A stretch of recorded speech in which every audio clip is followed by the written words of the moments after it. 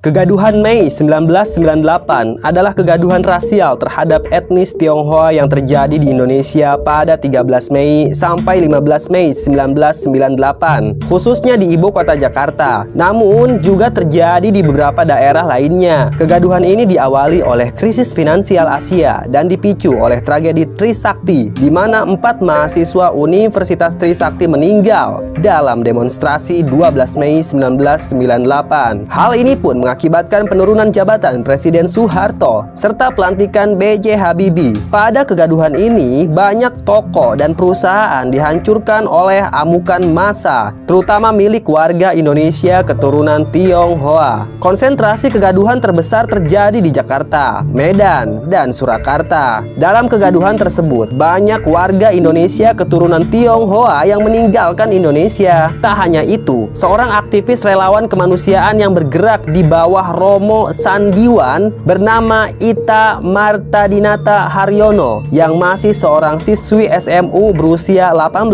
tahun juga diperkosa dan dihabisi. Ini menjadi suatu indikasi bahwa kasus pemerkosaan dalam kegaduhan ini digerakkan secara sistematis. Amukan massa ini membuat para pemilik toko di kedua kota tersebut ketakutan. Mereka pun menulis di muka toko mereka dengan tulisan milik pribumi atau pro reformasi, karena penyerang hanya fokus ke orang-orang Tionghoa. Beberapa dari mereka tidak ketahuan, tetapi ada juga yang ketahuan bukan milik pribumi. Sebagian masyarakat mengasosiasikan peristiwa ini dengan peristiwa Kristallnacht di Jerman yang terjadi pada tanggal 9 November 1938. Hal itu menjadi titik awal penganiayaan terhadap orang-orang Yahudi dan berpuncak pada pemusnahan massal yang sistematis atas mereka di hampir seluruh benua Eropa sampai bertahun-tahun berikutnya. Pemerintah Indonesia belum mengambil tindakan apapun terhadap nama-nama yang dianggap kunci dari peristiwa kegaduhan Mei 1998. Pemerintah mengeluarkan pernyataan yang menyebutkan bahwa bukti-bukti konkret tidak dapat ditemukan atas kasus-kasus pemerkosaan tersebut. Tetapi pernyataan ini dibantah oleh banyak pihak. Namun umumnya masyarakat Indonesia secara keseluruhan setuju bahwa peristiwa ini merupakan sebuah lembaran hitam sejarah Indonesia. Sementara beberapa pihak, terutama pihak Tionghoa, berpendapat ini merupakan tindakan pembasmian atau genosida terhadap orang-orang Tionghoa. Tidak lama setelah kejadian berakhir, dibentuklah Tim Gabungan Pencari Fakta atau TGPF untuk menyelidiki masalah ini. TGPF ini mengeluarkan sebuah laporan yang dikenal dengan Laporan TGPF. Laporan ini mengenai kasus kegaduhan 98. Kemudian pada 2004, Komnas HAM mempertanyakan kasus ini kepada Kejaksaan Agung. Namun hingga 1 Maret 2004 belum menerima tanggapan dari Kejaksaan Agung. Dalam kegaduhan ini terjadilah penculikan aktivis pro-demokrasi yang terjadi antara pemilu legislatif Indonesia 1997 dan jatuhnya Presiden Soeharto tahun 1998. Kasus penculikan aktivis 98 dilakukan oleh tim khusus bernama Tim Mawar yang dibentuk oleh Mayor Bambang Kristiono. Dari kasus penculikan ini terdapat 13 aktivis yang masih hilang dan 9 aktivis dilepas oleh penculiknya. Kemudian sejak peristiwa 27 Juli 1996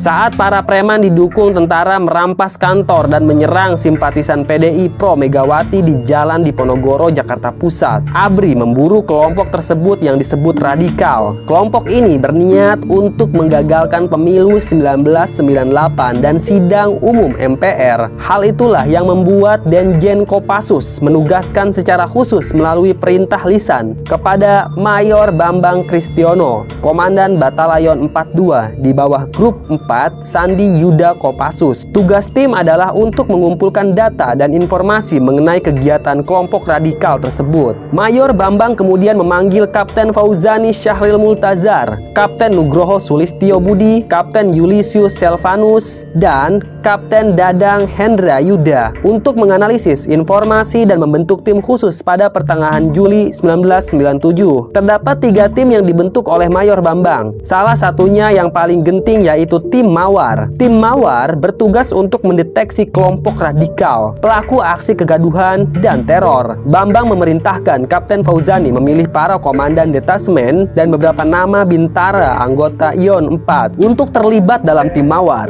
Mereka yang dipilih adalah Kapten Untung Budi Harto, Kapten Jaka Budi Utama, Kapten Fauka Nur Farid, Serka Sunario, Serka Sigit Sugianto, dan Sertu Sukadi. Usai tim Mawar dibentuk, mereka pun mulai menjalankan operasi. Kemudian, pada 18 Januari 1998, terjadi peristiwa ledakan di Rusun Tanah Tinggi, Jakarta Pusat. Kejadian tersebut kemudian membuat tim Mawar mengintensifkan kerja mereka. Tim Mawar menyusun rencana penangkapan sejumlah aktivis yang dicurigai terlibat bom yang tak sengaja meledak. Mayor Bambang mendapatkan data bahwa terdapat 9 nama yang diprioritaskan untuk ditangkap oleh tim Mawar. Tim Mawar telah menyiapkan tempat penyekapan sekaligus markas tim Mawar di Posko Komando Taktis atau Poskotis di markas Kopassus Cijantung. Markas tersebut terdiri dari ruang rapat, ruang interogasi, dan 6 sel. Pada 3 Februari 1996, sekitar pukul 9.30, Kapten Fauzani memerintahkan Kapten Dadang, Kapten Nugroho, dan Kapten Jaka untuk menangkap Desmond. Desmond pun berhasil dibekuk ketika ia pergi ke kantor sekitar pukul 12.00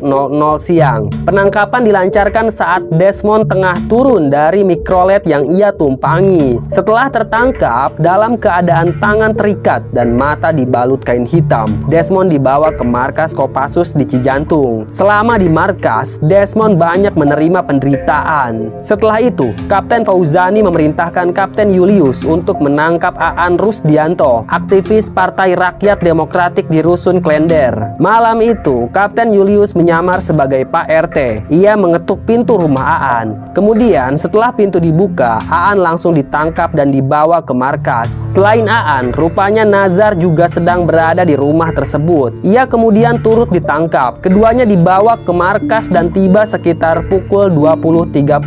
Lalu, Kapten Julius memerintahkan Kapten Jaka untuk tetap di Rusun Klender. Barangkali masih ada orang yang akan datang. Sayangnya, ketika Kapten Jaka hendak masuk ke unit yang disewa aktivis PRD tersebut, di sana sudah lebih dulu ada petugas Koramil Duren Sawit. Mereka menangkap Mugianto yang sedang berada di dalam kamar. Kemudian pada 4 Februari, Pius Lus Trilanang berhasil diciduk oleh tim Mawar di depan RS Cipto Mangunkusumo di Salemba, Jakarta Pusat. Setelah Pius disusul Haryanto Taslam yang diculik pada 8 Maret 98. Taslam merupakan salah satu aktivis PDI pro Megawati. Penculikan selanjutnya terjadi pada 12 Maret 1998 di RS Cipto Mangunkusumo. Usai menculik ke-8 orang tersebut, pada 27 Maret atas perintah Mayor Bambang, Kapten Fauzani diminta menangkap Andi Arief. Andi Arief adalah Ketua Umum Solidaritas Mahasiswa Indonesia untuk Demokrasi dan Komite Pimpinan Pusat Partai Rakyat Demokratik. Andi Arief ditangkap di rumah kakaknya. Ia kemudian dibawa ke markas dan ditahan di sel bawah tanah. 9 aktivis telah berhasil ditangkap, tetapi ternyata ada sekitar 13 aktivis lainnya yang juga ditahan oleh tim Mawar di markas Kopassus Cijantung. Salah satunya adalah Wiji Tukul. Ke-13 aktivis tersebut sampai saat ini masih belum diketahui keberadaannya. Sedangkan 9 aktivis yang lain dipulangkan ke rumah mereka. Desmond, Pius, Haryanto, Raharja, dan Faisal Reza yang disekap selama kurang lebih 1,5 sampai 2 bulan dipulangkan ke kampung halamannya. Sedangkan Aan Rusdianto, Mugianto, Nezar Patria yang disekap selama 3 hari diserahkan oleh tim Mawar ke Polda Metro Jaya pada 15 Maret. Ketiganya baru dibebaskan 15 Juni 1998. Baik, dari catatan sejarah itulah kali ini Mbah mau cerita tentang seorang mahasiswa yang menggunakan susuk sebelum melakukan aksi demonstrasi. Mahasiswa tersebut menjadi salah satu target penculikan, namun dia selalu lolos dari kejaran aparat. Tanpa banyak basa-basi lagi, langsung aja kita simak ceritanya.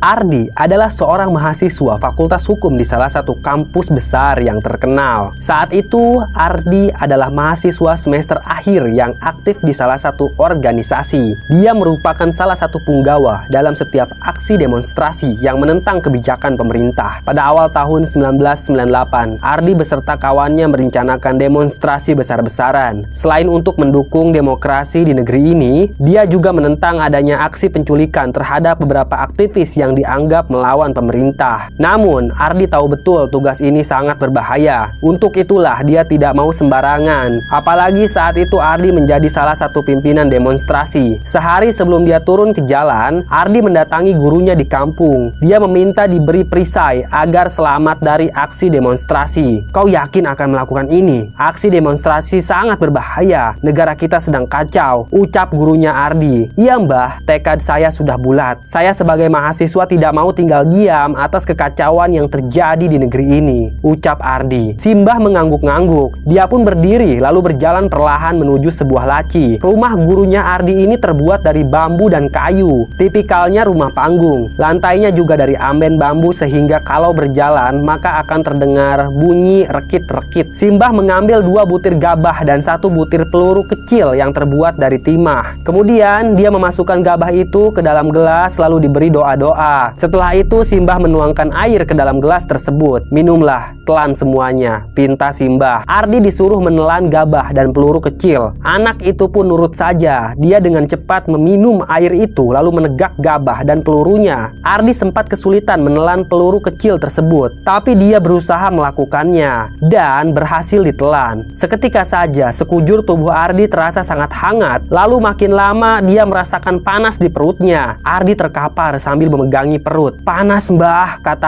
Ardi sambil meringis kesakitan. Dia terkapar di hadapan gurunya. Sementara itu Simbah tidak menimpali Ardi. Dia malah berkomat kamit seperti sedang membaca sesuatu. Lambat laun panas itu hilang. Ardi pun pulih kembali. "Apa sekarang saya aman mbah?" tanya Ardi. "Ya, kau bisa turun ke jalan sekarang," ucap Simbah. Dia tidak menjelaskan khasiat apa yang ada dalam tubuh Ardi. Sebaliknya, Ardi pun tidak mau banyak tanya. Dia bergegas pamit dari rumah gurunya dan langsung berangkat ke kota untuk melakukan demonstrasi. Singkat cerita, keesokan harinya Ardi langsung membawa kelompok mahasiswa untuk turun ke jalan. Kegaduhan sempat terjadi. Beberapa mahasiswa terluka kena hantaman aparat. Sementara itu, Ardi berdiri di atas mobil ambulans sambil menenteng pengeras suara. Dia berteriak-teriak membakar semangat teman-temannya. "Tangkap dia!" bentak aparat. Dia menyuruh para aparat untuk menangkap Ardi. Namun laki-laki itu dilindungi oleh kawan-kawannya. Aparat kesulitan untuk naik ke atas mobil ambulan. Hingga akhirnya kegaduhan pun pecah. Gas air mata diledakkan. Kerumunan mahasiswa terbelah. Kini Ardi turun dari mobil ambulan. 5 aparat mengejar Ardi. Mereka bahkan sempat melesatkan peluru karet. Peluru itu mengenai tubuh Ardi. Tapi anehnya Ardi tidak tumbang atau kesakitan. Dia terus lari menghindar dari aparat. Beberapa hari setelah demonstrasi, Ardi mengalami kejadian yang mencekam.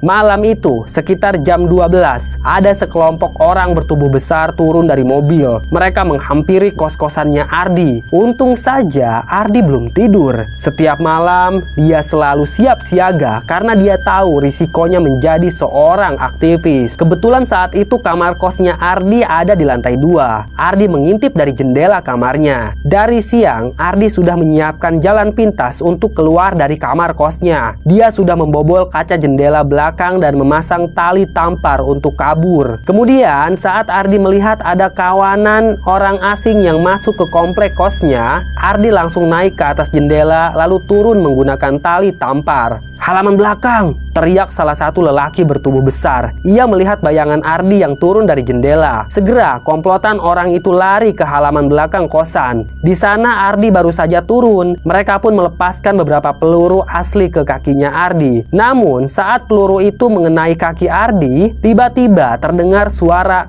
tring, seperti suara besi yang beradu. Kaki Ardi jadi kebal, mungkin karena ada susuk yang ditanamkan dalam tubuh Ardi. Ardi lari sekuat tenaga melewati kontrakan dan rumah-rumah warga. Komplotan lelaki itu juga langsung mengejar Ardi. Beberapa tembakan dilesatkan. Kali ini bukan ke kakinya Ardi, tapi ke punggungnya. Namun lagi-lagi bunyi nyaring terdengar. Ardi benar-benar sakti. Dia pun lolos dari kejaran orang asing itu. Semenjak saat itu, Ardi menjadi target utama. Namun tidak ada yang pernah berhasil menangkapnya. Dia sangat licin, sakti, dan cerdik. Tak lama kemudian, pemerintah pun tumbang. Perburuan terhadap mahasiswa tak lagi terdengar. Ardi, sang mahasiswa sakti itu selamat dari kejaran orang yang tidak dikenal. Selesai. Terima kasih sudah menyimak cerita Mbah. Tunggu cerita-cerita lainnya ya. Tetap sehat dan salam merinding.